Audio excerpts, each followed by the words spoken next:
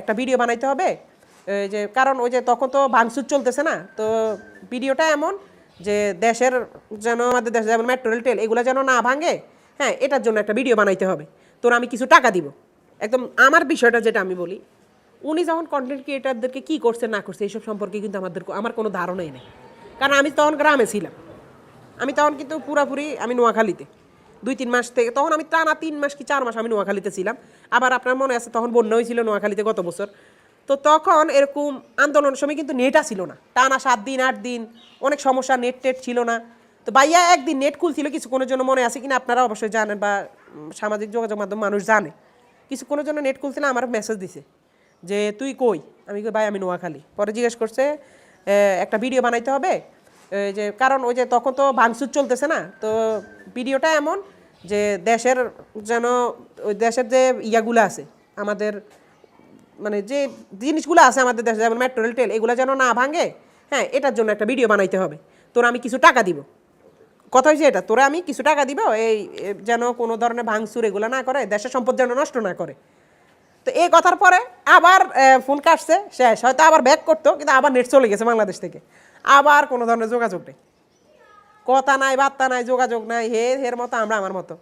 আচ্ছা, যখন আফ্রিদি ভাই গ্রেপ্তার হয়েছে তখন আমার কাছে কি মনে হয়েছে বলতে কি, আফ্রিদি ভাই যে গ্রেপ্তার হবে এটা তো আমরা সবাই আগে থেকে জানি, কারণ একটা গণমাধ্যমের মাধ্যমে তারা জানাই দিছে যে 26 ঘন্টার আলটিমেটাম বা 48 ঘন্টার আলটিমেটাম দেওয়া হয়েছে, ওনাকে গ্রেপ্তার করতেই হবে।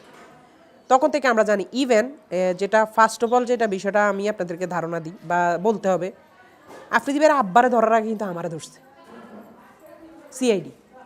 এটা কোথা থেকে ধরছে আমাকে বলি, বসুন্ধরা থেকে, আমাদের সজল অটোর সজল ভাইয়ের দোকানের ওইখান থেকে আমাকে ডিরেক্ট একজন শার্ট প্যান্টওয়ালা ভাইয়া এসে আমার হাত চাবি ধরছে, ধরে আমার সাথে কথা বলতে বলতে তারপর দেখছি অনেকে আসছে, আমাকে নিয়ে গেছে, নিয়ে জিজ্ঞাসাবাদ শুরু। ওই দিন রাতের 8টা বাজে আঙ্কেলে ধরছে। আচ্ছা গেল, তারপর এর ভিতরে তো আমার জিজ্ঞাসাবাদ, এবং আমি অল টাইম মানে তাদের চোখের মধ্যেই ছিলাম, আমি কই যাই না যাই কী করি না করি, আমার ফোন টোন সব ট্রেস করা আছে তাদের কাছে। তো ওনারা দেখছে যে ভাইয়ের সাথে আমার কোনো যোগাযোগ নেই, মানে ওনারা পুলিশের লোক, আমার একটা মানুষ তদন্ত করতেছে, আমার মোবাইলে কি কি আছে সব ঘাটতেছে, এটা তো জানি। এবং ওনারা দেখাইছে না, কার্ড দেখাইছে না যে ওনারা পুলিশের লোক। আমি আন্দাজে আমারে একটা মানুষ ধরিয়ে এলাইছে, আমি তো প্রথমে ভাবছি যে এরা নেশা টেশা হুঙ্গায় দেয় নাকি, ওই লোক নাকি রাস্তাঘাটে ধরে বসছে। এবং ওনারা তো অবশ্যই আমার ট্র্যাকের ভিতরে রাখতে দেখে তো আমি কই আছি ওনারা জানতে পারছে। আমাকে প্রশ্ন করা হয়েছে একদম, আমার একদম স্পষ্ট মনে আছে, আমার প্রশ্ন করছে আফ্রিদি কই, আমি কি স্যার আমি তো জানি না। পরে একজন স্যার আমারে বলছে যে চোররে ধরার পরে চোর সবসময় বল আমি জানি না, আমি চিনি না, আমি দেখি নাই। পরে আমি বলছি স্যার সমস্যা না, ঠাস করে আমার মোবাইল নিয়ে গেছে, আমার একটা ব্যাগ ছিল, ব্যাগের ভিতরে আমার একটা বয়া ছিল মাইক, তো আমার বলতেছে ব্যাগ খোলো, ব্যাগ খুলছি, দেখাইছি সব দেখাইছি। পরে আমার জিজ্ঞেস করছে যে আফ্রিদির সাথে কি কথা হয় না, আমি কই না স্যার। পরে কদিন থেকে কথা হয় না, পরে আমি কই স্যার আমার প্রায় 1 বছর 2 মাসের মতো হয়েছে, মানে জুলাই আন্দোলনের 2 মাস আগে আমার অনার্স ফাইনাল পরীক্ষা হয়েছে। অনার্স পরীক্ষা শেষ করার পরে লাস্টের দিন আমি খুব অসুস্থ হয়ে গেছি, আমি বিভিন্ন অসুখে ভুগছি, মানে মোড়া ছিলাম তখন আরও। তো পর আমি নোয়াখালী চলে গেছি, কারণ আমার ঢাকায় কেউ নাই, আমার আত্মীয় স্বজন যে আমার টেক কেয়ার করবে। আমি গ্রামে চলে গেছি, যাওয়ার পর থেকে আমি আর পরীক্ষাও শেষ হয়েছে, আর ঢাকা যে কী করব, কাজ কামও নাই, তখন আমি নোয়াখালী থেকে গেছি। এর কয়েকদিন পর থেকে আন্দোলন শুরু হয়েছে। আন্দোলন শুরু হওয়ার পর থেকেই মনে করেন যে বিভিন্ন ধরনের বিভিন্ন বিষয়, হ্যাঁ ওই বাংলাদেশের মধ্যে নেট ছিল না, কিছু না, আর ভাইয়ের সাথে যোগাযোগ নেই, এই যে যোগাযোগ অফ, উনি জুলাই আন্দোলনে কি করছে না করছে এগুলো আমি কিছু জানি না। ভয় পাইতাম বলতে কি, আমি বিষয়টারে মানে অনেক ডেঞ্জারাস জিনিসটা বলার কারণে হয়তো অনেকে অনেক খারাপভাবে নিয়েছে বিষয়টা, কিন্তু আমি চাইলে অনেক সুশীলভাবে সুন্দরভাবে বলতে পারতাম। জিনিসটা হচ্ছে কি, আফ্রিদি ভাই কিন্তু ক্যামেরার ভিতরে অনেক নরম সরম মানুষ দেখলে মনে হয়, তা আফ্রিদি ভাই ক্যামেরা বাইরে কিন্তু একটু মানে অন্যরকম, উনি একদম বড় মাপের ইউটিউবার বা একটা বড় মাপের মানুষ, আমাদের কাছে উনি অন্যরকম, এবং আমরা ওনারা ভয় পাইতাম, শ্রদ্ধা।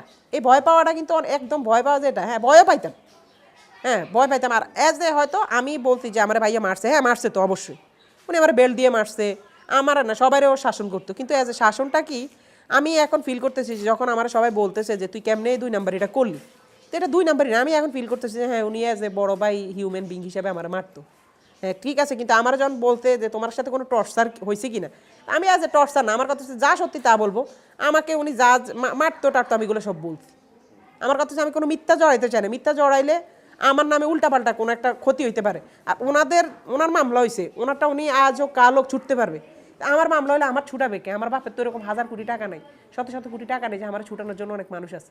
আমি তো একটা মিডল ক্লাস সাধারণ ফ্যামিলির ছেলে, আমার এই মামলা চালাবে কে? একটা মিথ্যা মামলা যদি আমি জড়াই যাই, আমার এগুলো দেখবে কে? তাই আমি যা সত্যি তা বলছি। তো মানে হচ্ছে যেটা বলতে চাচ্ছে যে এটা এই ভয়টা হচ্ছে একটু শ্রদ্ধা, একটু ভালোবাসা, কিন্তু শ্রদ্ধা ভালোবাসা আর আরেকটা বিষয় আমার বলতে হবে। আর ভয় পাই কেন?